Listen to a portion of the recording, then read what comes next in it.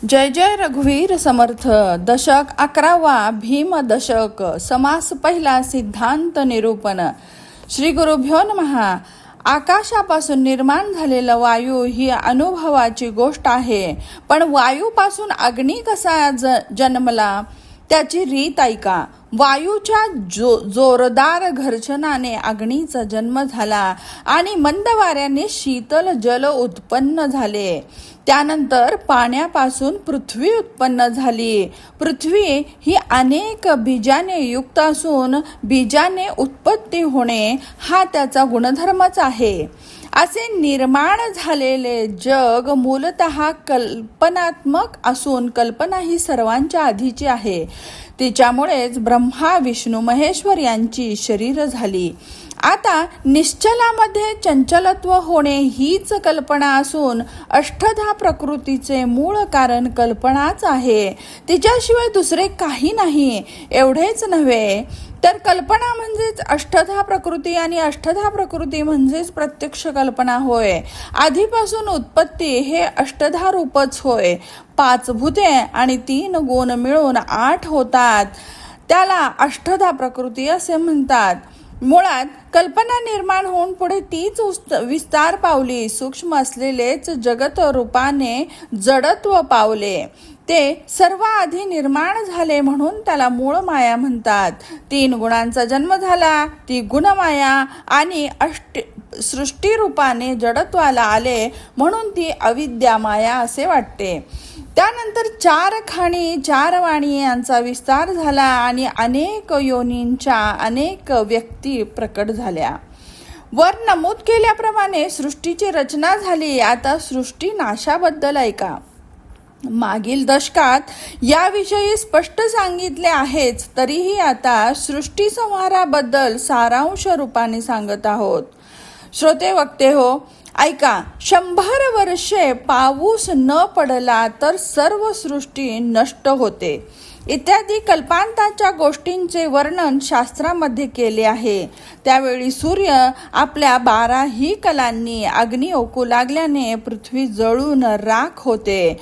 पुढे ती राख पाण्यात विरघळून जाते. अग्नी ते पाणी शोषून घेतो आणि वारा जोराने व्हायला लागून तो अग्नी विझवतो. शेवटी वायू ही आकाशात लीन होऊन जातो. असा सृष्टीचा संहार झाला. तरीही निराकार परब्रह्म आहे, तसे असतेच असते. मागे विस्ताराने सांगितल्याप्रमाणे व आता येथे थोडक्यात निर्देशित केल्याप्रमाणे सृष्टी प्रलय आणि मायेचा नाश होताच स्वरूप स्थिती राहिली.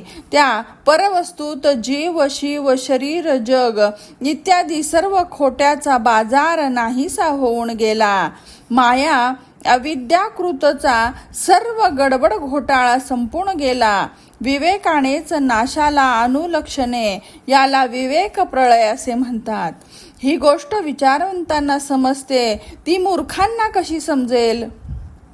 सर्व जगात शोधले तरीही एक चंचल आणि एक निश्चल अशा 2च गोष्टी मिळतात.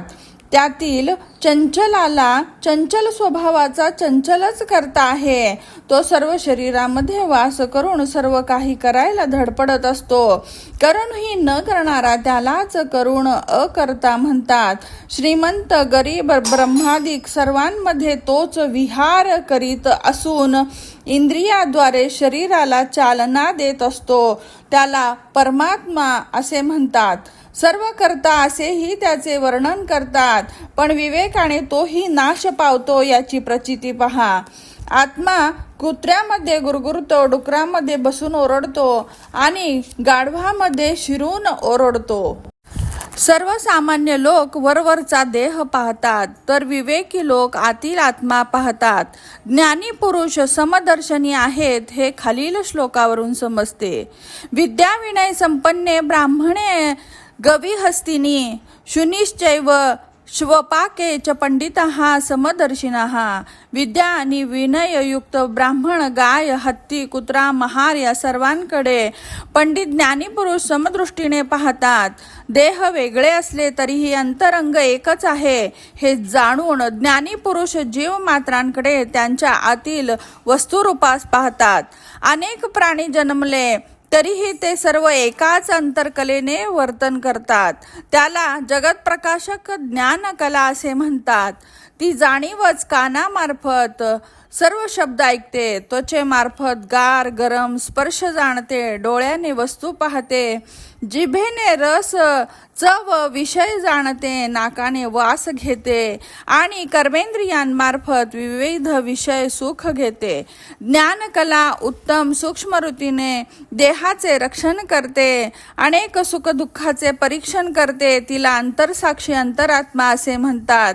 जास्त काय सांगावे. आत्मा, अंतरात्मा, विश्वात्मा, चैतन्य, सर्वात्मा, सूक्ष्मात्मा, जीवात्मा, शिवात्मा, परमात्मा, द्रष्टा, साक्षी, शक्तिरूप ही सर्व ज्ञानकलेची नावं आहेत. सदैव विकार पावण्यास अग्रगणी असलेल्या विकारी ज्ञानकलेला ब्रह्मवस्तू असे म्हणणारे अत्यंत कनिष्ठ भिकारीच होय. विकारी निर्विकारी सर्व एकच आहे. ते एक करणे ही चंचलतेतील खोटी स्थिती आहे. खरं म्हणजे चंचल असणारी माया खोटी आहे आणि निश्चल परब्रह्म हे एकच सत्य आहे. हे स्पष्ट जाणण्यासाठीच सारासार विचार आहे, होय ना? बरं, प्राणी मात्रामधील शरीराला सोडून जाणारा जीव प्राणरूप आहे. हे जो जाणत नाही तो अज्ञानी माणूस, जन्म घेणारा तो वासनात्मक आणि पिंड ब्रह्मांडाचे निरसन करून ऐक्य पावणारा जीव ब्रह्मांश होय. येथे 4 प्रकारच्या जीवाबद्दल विशेष रीतीने सांगून झाले, पण हे सर्व विभाग चंचलच असून चंचल संपूर्णपणे नाश पावणारच. निश्चल ब्रह्म मात्र आधी अंती आहे, तसेच निश्चल आहे. आधी मध्य अंत्य मध्ये समसमान असणारे निश्चल परब्रह्म हे निर्विकार, निर्गुण, निरंजर, निसंग, निष्प्रपंच आहे. उपाधीच्या निरसनाने जीव शिवाचे ऐक्य होते असे म्हणतात. ते खरं आहे. अजूनही सूक्ष्म विचार केला तर कुठली उपाधी नि काय? जे जाणता ते सर्व ज्ञान असून पुढे विज्ञानात ते समाविष्ट होते. येथे महत्वाचा एक प्रश्न असा उपस्थित होतो की मनरहित असणाऱ्या विज्ञान स्थितीला मनाने कसे जाणावे? वृत्तीला निवृत्ती समजत नाही आणि गुणाला निर्गुण सापडत नाही, असा कठीण प्रश्न उद्भवला. तरीही संतांनी विवेकानं साधकांना गुणातीत केले.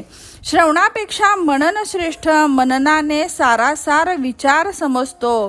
त्यानंतर निधिध्यासाने साक्षात्कार होऊन संगरहित ब्रह्मवस्तूच तो होतो. असे निर्गुणच आपण होणे हीच सायुज्य मुक्ती असून तेथे वाचांश लक्षांश असे वेगवेगळे करीत बसणे संपूर्ण जाते.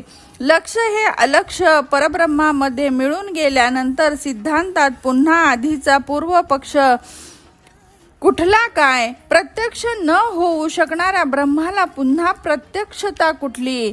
ते असूनही नसल्यासारखेच असते. अशी परिपूर्णता प्राप्त करून घेतल्यानंतर खोटी उपाधी दिखाऊ असली तरा ज्ञानपुरुषाची ती समाधी होते. श्रवणाने अशा निश्चयात्मक बुद्धीत रूपांतर व्हायला हवे. अशी निश्चयात्मक बुद्धी व्हायला पाहिजे. इति श्रीदासबोधे गुरुशिष्य संवादे एकादश दशके सिद्धांत निरूपणं नाम प्रथमः समासः समाप्तः. जय जय रघुवीर समर्थ.